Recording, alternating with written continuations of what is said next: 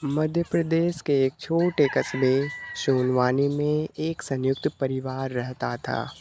परिवार के बड़े बेटे धीरज की नई नई शादी हुई थी।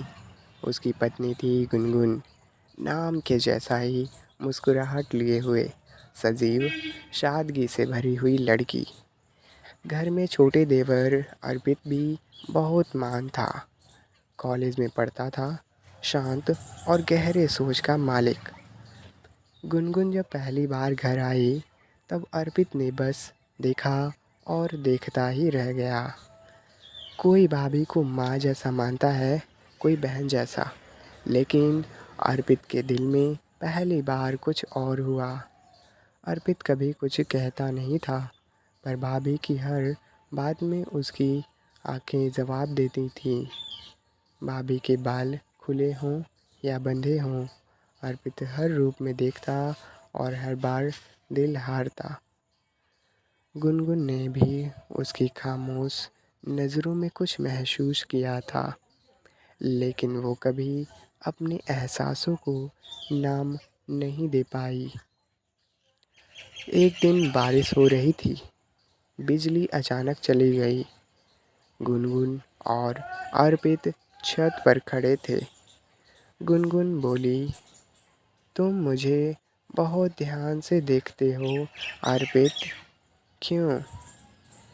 अर्पित ने सिर्फ एक वाक्य कहा, क्योंकि आप वो हैं जिनके लिए मैं कोई और नहीं हूँ, फिर भी सबसे ज़्यादा अपना हूँ।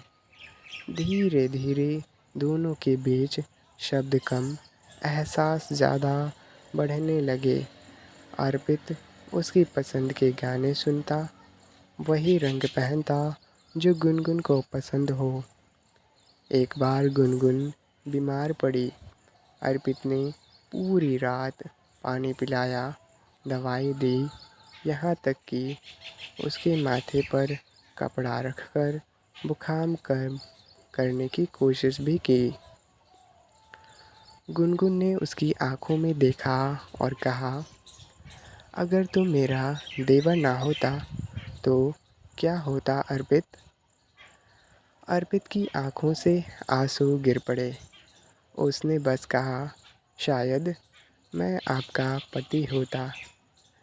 समाज ने तो कोई रिश्ता नहीं देखा। घर वालों ने अर्पित की शादी तय कर दी थी, नेहा से, एक सीधी सादी लड़की। गुनगुन ने खुद सब तैयारियां की। वो हर रस्म में मुस्कुराई, लेकिन अंदर से पूरी तरह टूट चुकी थी। शादी की रात अर्पित ने नेहा से कहा, मुझे माफ़ करना, लेकिन मैं पूरी तरह तुम्हारा नहीं हूँ। मेरा कुछ हिस्सा अब भी वहीं अटका है।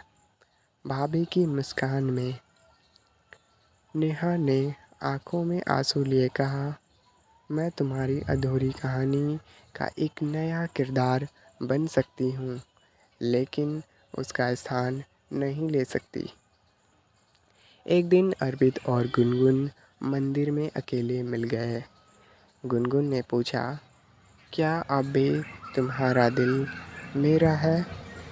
अर्पित ने आंखें बंद कर कहा, अब भी नहीं, हमेशा से था और रहेगा भी, चाहे इस जन्म में कोई रिश्ता ना हो। गुनगुन ने हाथ जोड़कर कहा, तेरी मोहब्बत ने मुझे इज़्ज़त दी, वो इज़्ज़त जो मेरे पति ने कभी नहीं दी।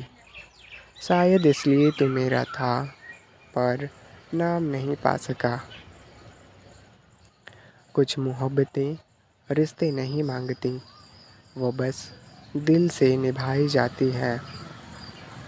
देवर भाभी का यह रिश्ता शब्दों में नहीं, खामोश सांसों में ज़िंदा रहता है।